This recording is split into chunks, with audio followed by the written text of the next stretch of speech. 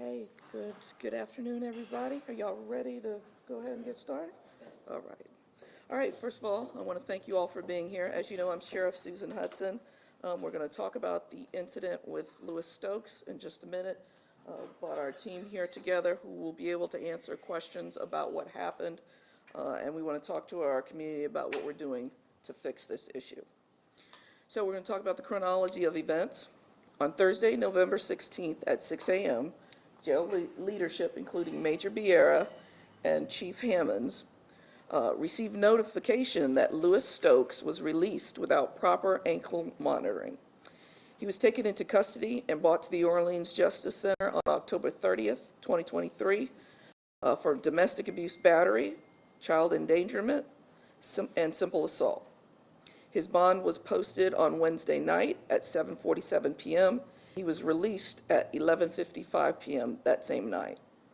The condition of his release was that he be placed on ankle monitoring and on 24-hour house arrest. However, OPSO staff in our release unit prematurely released him without the ankle monitor. The staff on duty at the time had received a printout of the information recorded in the court's records, but did not follow the order by contacting the monitoring agency for Stokes to be fitted with an ankle monitor before he was released. We have learned from our partners at the Jefferson Parish Sheriff's Office that shortly after Stokes was released, he assaulted another victim, a different victim than the one he was arrested for. He assaulted that person shortly after he was released around 2 a.m. at that victim's home. He is now charged with 2 misdemeanor counts of domestic battery in Jefferson Parish. At this time, the Jefferson Parish Sheriff's Office is assisting the Orleans Parish Sheriff's Office with the search for Mr. Stokes. We are taking this all very seriously, and our staff has taken swift corrective action to ensure that we do not have a massive oversight like this again in the future. And we're going to talk more about that as I'm going to ask our interim Chief of Corrections, Deborah Hammond, to come forward and share more information with you. Good afternoon. My leadership team and I met to discuss how this error occurred and are taking the necessary corrective actions to prevent further errors of this kind.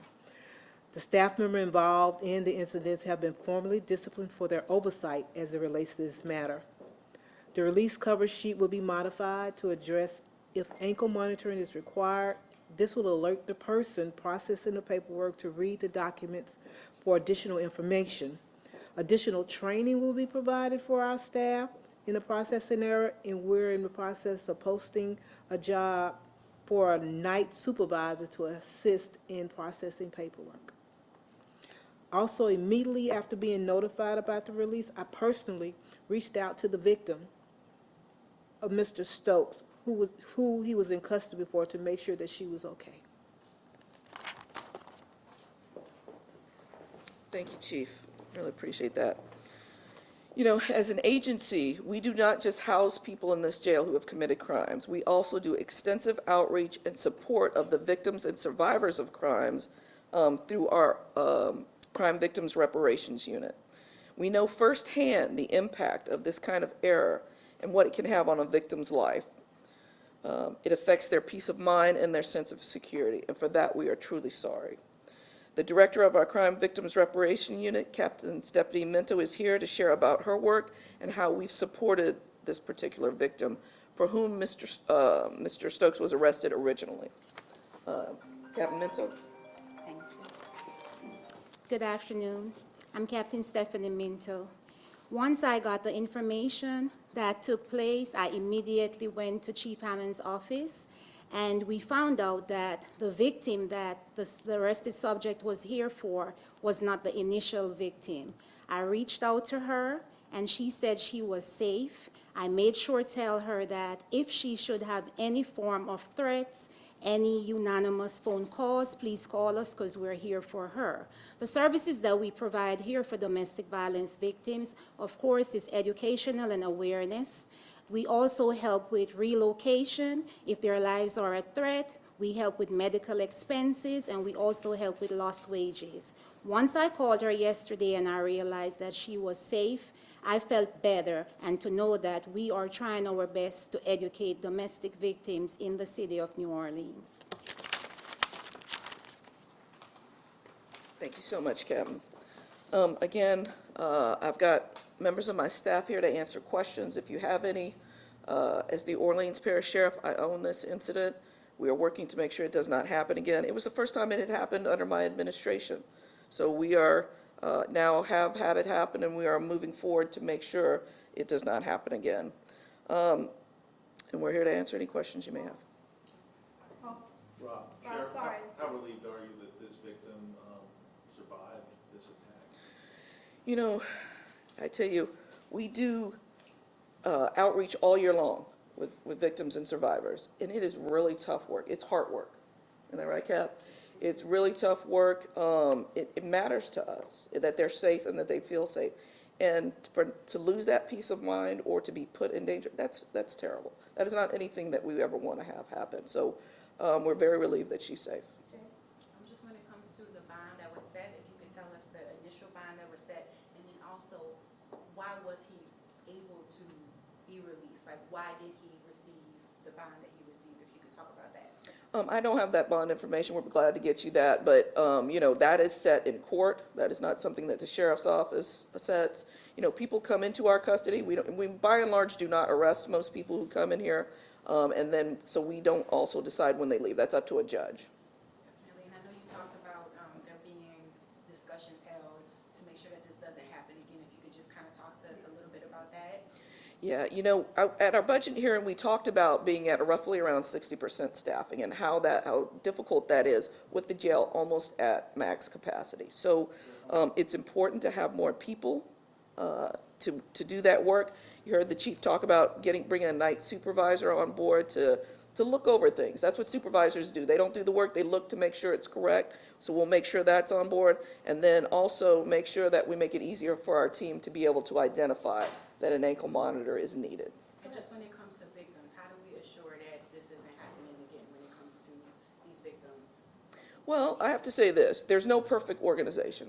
Around 4,000 people cycle through the jail every year, and the vast majority of them get out. And like I said, this is the first time it's happened under my administration. It has happened in the past, before I got into office. There will be no perfect system, but you have to put systems in place, which is what we're working on right now to really minimize the risk of that. Yeah, two questions. First off, was the woman who was assaulted in Jefferson Parish the same woman that posted bond for Mr. Stokes earlier? I believe that is correct, but that's being investigated by the Jefferson Parish Sheriff's Office. And what is now being done on behalf of the Sheriff's Office to find Mr. Stokes? Yeah, we have here today Lieutenant Lance Wade from our intelligence unit and our manager Danny Deneau, who's over our Investigative Services Bureau. They have been working closely with Jefferson Parish to provide any information that we have since we had him in custody for a little under a month. Any information we have, we're sharing that information with them and providing any information that we can. Is there anything you want to add to that, Danny? Yeah, we immediately, okay, I'm sorry. I'm Danny Deneau. I'm Chief of Investigations here. We immediately contacted Jefferson Parish, okay, when the incident happened. Jefferson Parish responded to the call initially in 3 minutes when the lady called in. And we have been working with them we have a task force officer that's assigned to the Marshal Service, and he's working diligently with Jefferson Parish Sheriff's Office. We have Jefferson Parish Strategic Engagement Team, which is a set team, out looking for him, as well as our people out looking for him. So there is really a really good effort jointly, okay, not only with Jefferson Parish Sheriff's Office, who responded greatly, got the warrants quickly so we could act on them, as well as our federal counterparts. So I think that we're doing as much as we can do. Yes, sir. What is the latest? Do you believe that he's still in the area? I mean, he was over on the West Bank. Yes. Do you believe he's still there, or Well, I haven't gotten any stimulus from anything else saying that he's left the area or something.